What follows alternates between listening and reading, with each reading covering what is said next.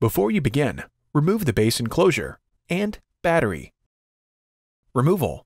Caution: use care when disconnecting the wireless LAN antenna cables from the wireless LAN module.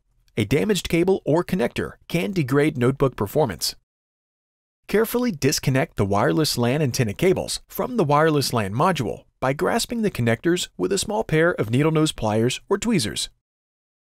Remove the 3mm P1 Phillips head screw that secures the wireless LAN module to the top cover.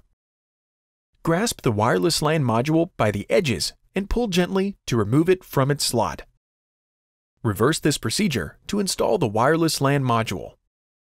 Important: when installing the wireless LAN module, be sure to align the notch in the wireless LAN module with the key in the wireless LAN module slot in the motherboard.